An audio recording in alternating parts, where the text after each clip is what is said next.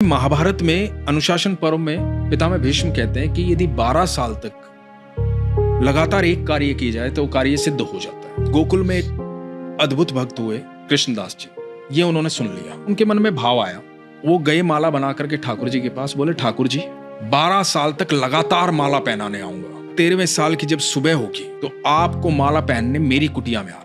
अब कृष्णदास रोज माला बनाते, रोज ठाकुर जी के पास ले जाते और रोज ठाकुर जी को याद दिलाते कि आज इतने दिन हो गए। अब 12वें साल का आखिरी दिन था। ठाकुर जी को बोले ठाकुर जी कल आपकी बारी है, कल 13वें साल की पहली सुबह है और यदि कल आप नहीं आए तो मैं कभी आपके पास नहीं आऊंगा। भोजन की तैयारी की, सारी रात लगे रहे। सुबह प्रातः काल इंतजार करने लगे कि ठाकुर जी अब आएंगे अब आएंगे। शाम हो गई, ठाकुर जी नहीं आए।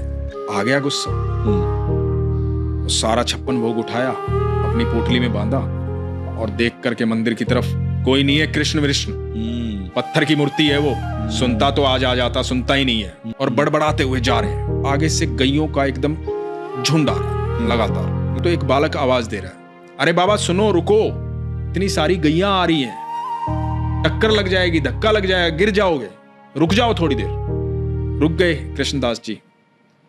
तो बालक बोला कि बड़ी खुशबू आ रही है आपके झोले से, खाना खाया नहीं आपने शायद, तब तक गैया जाए बैठ के खा लो। बोला नहीं मुझे नहीं खाना। क्या हुआ, क्या बात हुई? लाडला है ना वो कन्हैया।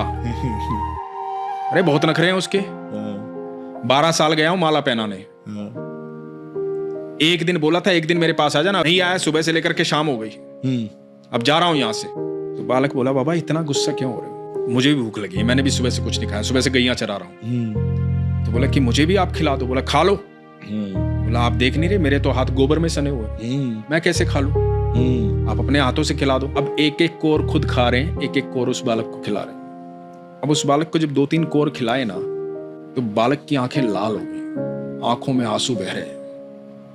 कृष्णदास ने देखा, कृष्णदास ने कहा कि तुम रो क्यों रहे हो? भूख लगी थी, खाना खिला तो रहा हूं, रो क्यों रहे हो? तो बालक बोला बाबा माला नहीं पहनाओगे आज।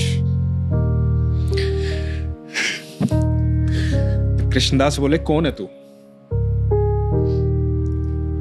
मैं ही तो हूं, तुम्हारा कृष्ण। बोला बाबा जब तुम माला पहनाते हो ना मुझे ऐसा लगता है कि मेरा आलिंगन कर रहे हो। आज सुबह से वो आलिंगन महसूस नहीं हुआ, सुबह से इंतजार कर रहा था।